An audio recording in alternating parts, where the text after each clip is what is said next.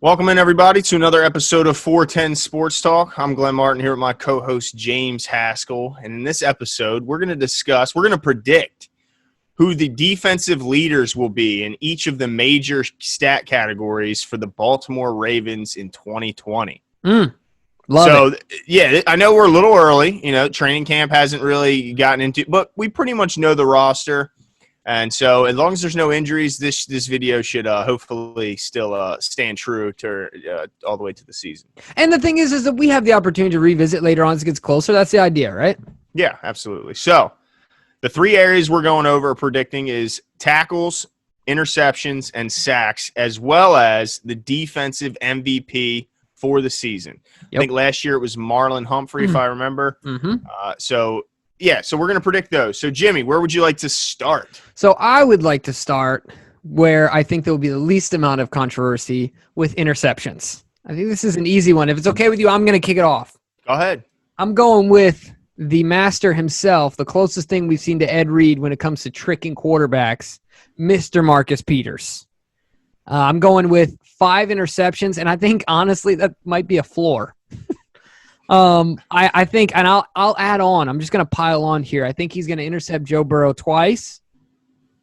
And I think he's going to get Baker at least once. Baker threw 35 or something, or 21 or something last year. So 35? He'll get in his career he's thrown 35. Oh, okay. All right. So he'll get at least one out of Baker. So that's already 3 right there. So right. I'm rolling with Marcus Peters, and I don't think there's too much of a debate there based on the way he plays. He gambles the most, so I'm not saying he won't get beat, but he also puts himself in position the most frequently to make the interception. Yeah, no doubt. I'm going to make a case for someone else, though, and the only reason is I see your point. Peters has that ability to bait quarterbacks into throwing the ball, make it look open when it's not, but I think I'm going off of who gets their hands on the ball the most, and although Marlon doesn't always pull them in, he's always around the ball. He led our team in pass deflections. He had 3 picks, so he was second. He was tied for first as far as our team, but, Peters had some with the Rams. So he was second overall. And I think he's just going to get the ball thrown his direction more often than Peters will, and therefore give him the opportunity to get his hand. And he just always seems to be around the ball. Even when the ball's not thrown his direction. We saw with the scoop and scores on the fumbles. I feel like he's going to catch a couple of easy ones, maybe deflections from other players that just happen to land because he's just such an active player. He's always, trying to get around the ball. Whereas I think Peters maybe sometimes can take a moment here or there off, especially when it comes to the physical part of the game. Whereas we know Humphreys plays that cornerback position like a linebacker. So that's why I'm predicting Humphrey. And I agree. I think he's going to get 5, and I think he leads the team. And I think Peters gets 4 this year. Wow, that's an interesting one. Hopefully he's been working on them hands, hitting the jug machine. Yeah, that's what I said. I think he's going to get some easy ones. He's going to get some deflections where it's just right in the breadbasket, and it's going to be tailor-made for him. Nice. So where are we going next? All right, let's go to sacks this time because last year we kind of had one guy standing above the rest, but now it's a little different because Eric DeCosta went out and added some help to the front. And certainly got some guys that are capable of leading the team in sacks that are new to the squad. So 2 of which are Calais Campbell and then Derek Wolfe are newbies to the squad. And then, of course, they retained their current sack leader in Matthew Judon. So for me, I'm going to say status quo. And Matt Judon remains the team's sack leader. But I think this year he gets 12. And I'll tell you why. If you look at Matt Judon's career, he typically increases his sack total 2.5 each season. Well, he had 9.5 last year, so if he added 2.5 to it, he's getting to 12. And really, there's no reason why he can't do that. If you look at the players around him, there's no reason why he shouldn't be getting singled up on most plays. I'm sure there's going to be times where they bounce double teams to him, bounce him to Calais, bounce him around. But on a lot of occasions, he's going to be single blocked. And let's be honest, the Ravens bring the heat more than any other team, and it's not even close. So you cannot before the play, solo out or single out guys to double team because you don't know where the blitz is coming from, but it's coming. Right. So I just think he's going to have more opportunities this year to face single blocks, which I mean, I think he's going to eat them up. And really, if you look at 12 from 9.5, it's not that big of a leap. So unless he really falls off, it will be hard for one of these new guys to catch him. Yeah, that's an interesting one. I'm going to go a different way. I totally get the Judon, thought, but I'm going to go with Calais Campbell.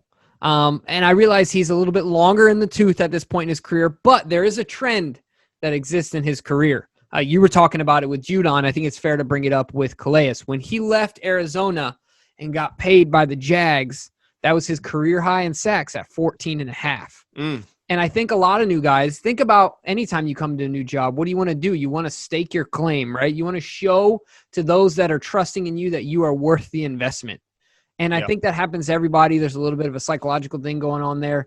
And not that he's not motivated every year, but I think there'll be a little bit extra in the tank. And the Ravens have a way, when they sign these guys that are in the back nine of their career, of at least getting one good year that you can count on out of them, right? I'm not saying that we will only get one, but I think we'll get one monster year, his proverbial swan song, if you will, out of Calais Campbell, where I think he'll produce as he stays on the team following that. But I think next year he's going to get, let's see what I have written down to verify. I think I put 11 sacks. His career high is 14.5 in a year.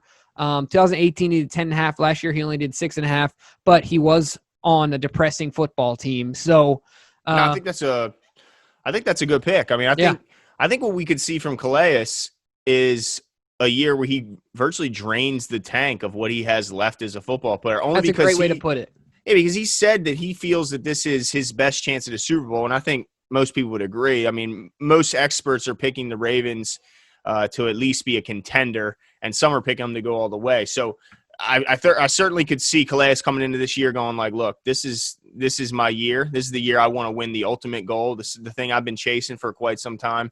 And, yeah, he could drain the tank. But also, Judon, he's playing under that franchise tag. He's playing for that contract. He hasn't made the big money yet where Calais has. Mm-hmm. Let's see how that plays out too. So, but I think it's interesting. I think the battle will ultimately come down to those two guys. And the other thing to note here is that with Brandon Williams going back to his natural nose, the nose guard position, I think that's going to make a difference for the inside guy, for the whole defensive line, for the whole defense. But for Calais being next to him, I think that could assist him.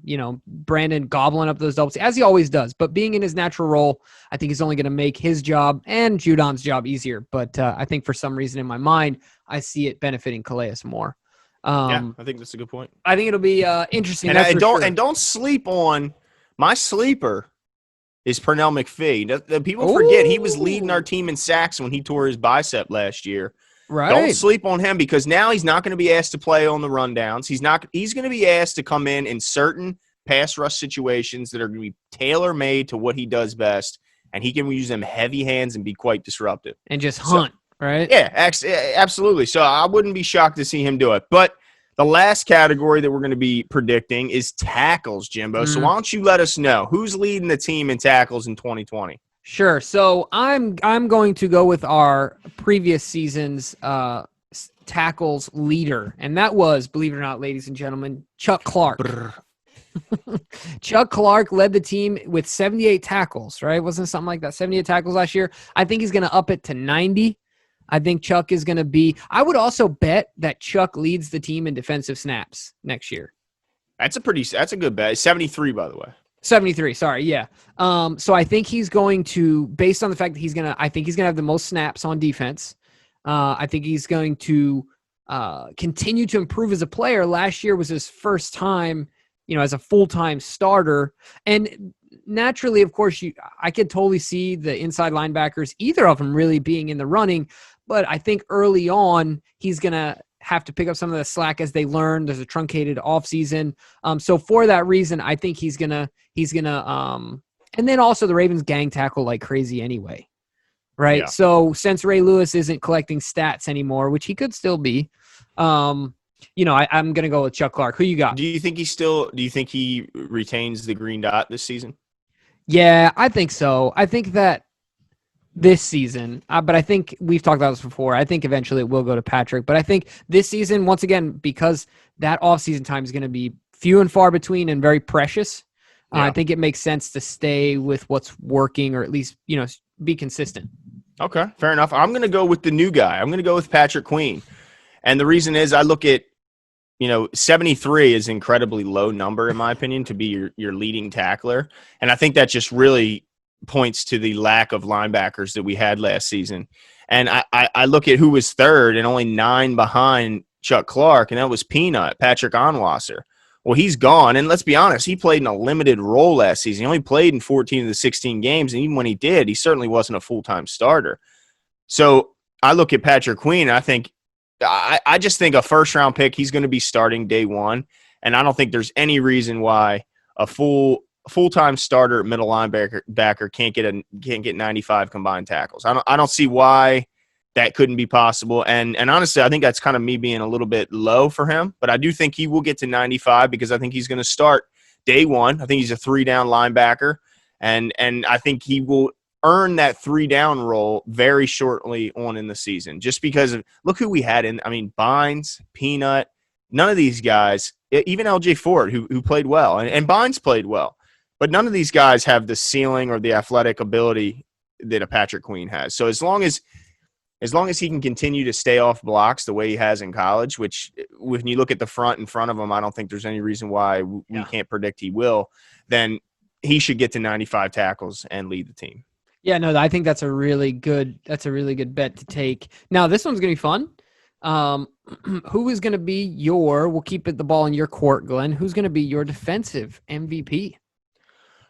I think that doesn't change as well. I think Marlon Humphrey wins it for a second consecutive year. I predicted earlier in the video he leads the team in interceptions. I think he also leads the team in touchdowns just because of how active he is getting to the ball carrier and always trying to gang tackle and help out with that. And that just leads to picking up forced fumbles. And when he picks them up, we know what he does with them. He goes all the way to the house. So I think he's going to lead our team in touchdowns. I think fumble recoveries. I think he's going to lead our team in pass deflections and interceptions. So, I mean, when you're leading in all those categories and then, just the physicality he brings off that edge, you don't even want to run the ball over there because he's just such a physical tackler.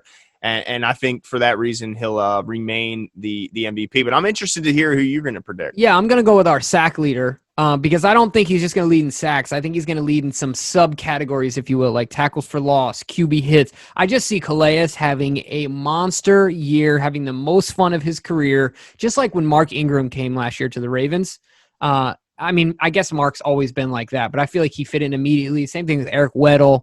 Calais was born to wear a Ravens helmet. Period. End of story. Right. So I think he's going to be our defensive MVP, have a monster year. So that's who my MVP is going to be. So make sure you guys subscribe so you can know when these videos come out, but also give us your take on our stat leaders from a defensive perspective. Let us know if you agree with us, disagree with us. If there's any dark horses, like Glenn brought up Pernell McPhee, that we're not thinking of for the other categories. But either way, go ahead and hit that subscribe button. We are knocking on the door of 1,000 subscribers, and we love all your support. So make sure to hit the subscribe button, and we will talk to you guys soon. See ya.